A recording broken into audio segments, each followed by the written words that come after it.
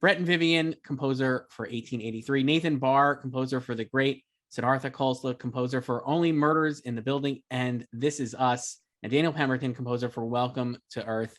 Thank you all for doing this. I wanted to start as a fan of music scores. I can remember the first time I was like, oh, I just loved hearing this score. It was the soundtrack to Rudy for myself. But I was wondering for all of you guys, what was the score or anything that really got you excited about playing music for film and television beyond just like being musicians in general? So Breton, from 1883, why don't you start? I love Memoirs of Geisha by John Williams. I think it's something to be said about a guy who's so incredible at writing to kind of pull it back and sort of do something that is slightly more simplistic, but adding the complexity in a way that is kind of nuanced and very, unexpected. I've always loved that score. I just think it's great. Yeah, Nathan, how about you?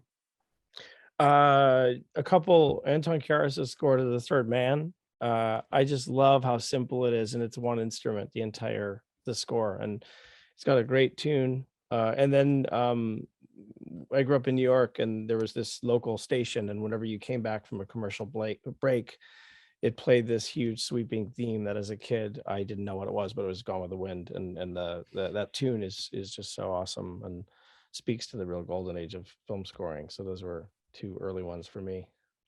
Nice. Sid, how about you? Angelo Badalamenti, probably one of my favorites of all time. I think his score for Twin Peaks was one of the most haunting pieces of music I've ever heard, and it was all focused around that.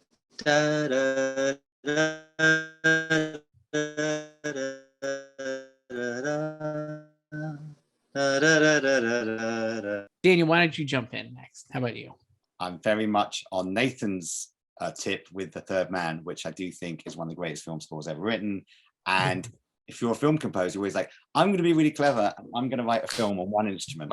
And it's completely, really, really, really hard. And I've always wanted to do one that I think is like a tenth as good as that. Never got there. It's such a groundbreaking score, Third Man. But if I was going for a personal one, there's tons, but I'm just going to throw out there, like, it's not cool in it. Well, it is cool, but it's not cool in a like underground way. Just Blade Runner by Vangelis, I still think, for me, is a score that sounds like nothing else. Still, the way there's a mix of like live instrumentation, electronics, is performed in a way that is very unusual for electronic music, and it's very dynamic. It's very performative. And I think it's one of those scores that still, I mean, everyone knows how groundbreaking it is, but it just still feels like nothing else. And that was a big influence on Welcome to Earth as well, because that's the otherworldliness of that score fitted in well with what I was trying to do on this project. Yeah, you guys have all written like incredible main themes for these shows also, and just in general in your careers, like going through and you go like load you up on like a streaming service again. The body of work here is incredible from the group of you. I guess, how do you, when you're sitting down to write a main title theme, like Nathan, you were saying earlier, you had like 9 seconds basically or whatever it was for The Great. How do you come up with something that do you try to come up with something that is like memorable as a main theme, or kind of if you try, does that like kind of like kill the vibe or something? I actually don't even know how you do it, but like I said, all of you have created these incredibly memorable themes. Breton, I'll start with you and we'll go around. But like, what do you do when you're sitting down to write a main theme? I don't know. For a theme, it's like trying to squeeze the last bit of toothpaste out of like the toothpaste container. I don't know. It takes ages, and sometimes it's just some sort of hook that you can kind of expand into a bigger thing. But for me, it's always just spending a really long time with the measure by measure, and then sort of making sure that kind of the whole the form and structure of it kind of makes sense. But then sometimes you just do it in like a couple of minutes and it's there. So there's no like, for me, there's no like real formula for it. It's just sometimes it's a struggle, sometimes it's all right. Nathan, how about you? Yeah, I mean, I love the challenge of the main title because it's so completely unreasonable, the ask, right? It's like, we need you to sum up this entire show experience in 9 seconds or 12 seconds or 8 or 25 seconds. And I just find that really challenging in an exciting way. So yeah, and as with the great, like I said, like I just, crammed as many notes as possible into there because there's something about that sentiment that really works for Catherine and that show. Yeah. But yeah, no, Sid, I adore the challenge. Sid, how about you? I just like listen to Nate Barr's scores and I just try to copy. The main title process is one of my favorite parts of the process because oftentimes when after I read the script for the pilot, I think this probably comes out of deep insecurity. Like I never want anyone tempting anything ever. Like it's just like it is, because if that, and I mean, I come from the band world. I come from like this school that's been discussed at length here with all these composers who I have deep, deep respect for. Like I love, I've seen and Breton. Please forgive me because I'm not as familiar with your work, but with Daniel and Nathan, like specifically, you guys are sticklers for sounds, and for me, I'm more concerned about a vibe, and that comes from what stuff sounds like to me as much as what the melody is. And so the main title is an opportunity to just like write something with no sort of, where the producers for me have no idea of what the show's going to sound like. We've had discussions, sure, but it's the freest I can possibly be in terms of creating something for the show. And I normally go all out, and then they can hate it. But oftentimes something comes out of it, either the melody comes out of it or they're like, what's that unexpected thing you were doing? I was not expecting that to happen. And then it starts a conversation. So to me, it's my favorite part of the process. Daniel, how about you? Yeah, I mean, I kind of like, I was working in I sort of worked in TV for like 20 years. And I learned that for good theme, like you've got very little time to catch people's attention. So the sound world you create is really important. Because if you've got a sound world that's unlike any other, if that's a mix of instruments or a special sound or something, that instantly can say it's this show. And the best one is when you have a great sound world and then a great hook or melody that works very quickly. And the tricky thing is you have so little time, you have to try and write a melody that works within 5 seconds or 20 seconds. And so from a musical point of view, that can be quite difficult. And so you can lean more heavily on the sounds, but when you can get them both together, that's like the real gold. But I get so mad at streaming services cutting off end credits. So mad that I've even written big articles in the newspaper about it. Because it's a really important part, just as well as the titles, the end credits of a moment of reflection of what you've been to totally on the show. And I love hearing main themes that pay off in a show. You've got the theme at the beginning, but maybe in the last episode you get the big version, or you tease it through the show. I always think that's if you can pull that off as a composer and the directors allow you to do it, it's great. Right. The end titles are a postscript. I mean, they're such an important part of the story. They still are, even though there's no picture. It's such an important part of it. But yeah, I agree. Keep on writing those articles.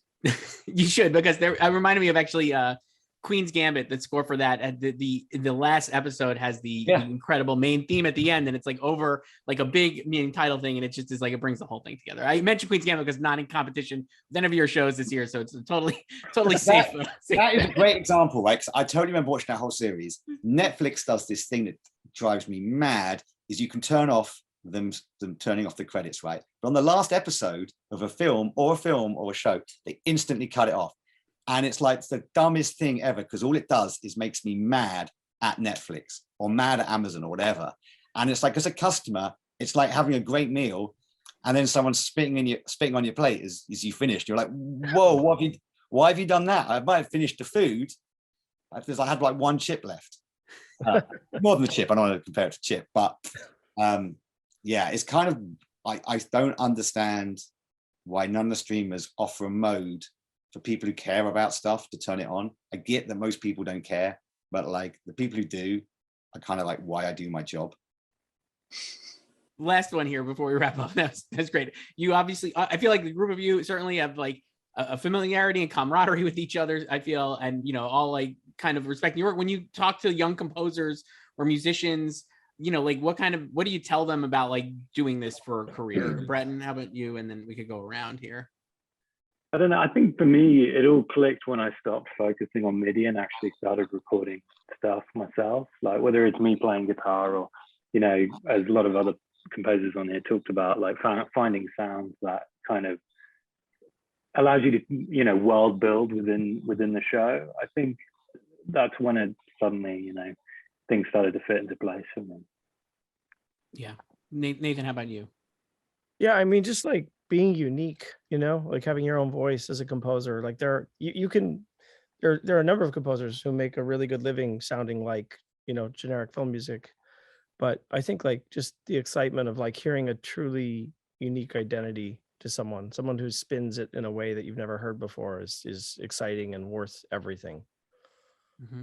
Sid, yeah. What do you think? Yeah, to piggyback off when Nate said, same thing. It's just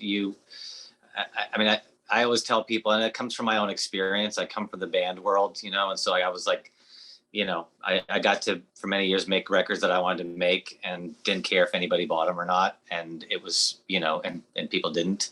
But still, it was like, I learned to sort of create my own sounds as much as I could, down to the drums that we used, or percussion we used. Or, on This Is Us, I'm playing all the percussions on a wooden table with my fingers. I'm playing tabla on like a long crate and barrel wooden table. That's the sound of it with my fingers. Sid, you're breaking up again, so unfortunately I'm gonna cut you off and we'll go to Daniel here. Daniel, what do you tell people? Yeah, I mean, like the obviously the number one thing, like we're all saying, is like find your voice, but it's like really hard. I mean, I'm always like, yeah, find your own voice, because we all know I'm trying to do that half the time. I'm like, oh shit. So I think if you're starting out, I think one of the most important things is kind of own your limitations. Do not think you need to get like the world's biggest computer, every single sample library. The more stuff you have, the less interesting you're going to be as a composer, I think, because I would actually when I started doing music, all I had was one synthesizer and a tape player. And I learned how to program that synthesizer better than anything I've ever done since, because it was all I had. And I think there was some of that stuff was more interesting than maybe things I'm doing now, because all I had was one thing. And so I would be like, really limit yourself and work out how can you make something work within the limitations. Like everyone's so obsessed about buying the big sample sets and the big sample libraries and the big computers, but you don't need it. If you can build it yourself, like this is my computer, it's like shit. It's like the little trash can there. That is it. And I do like all kinds of things on that. And that's the same sort of computer that everyone else has got. So you don't need fancy stuff. You just need fancy ideas. Right.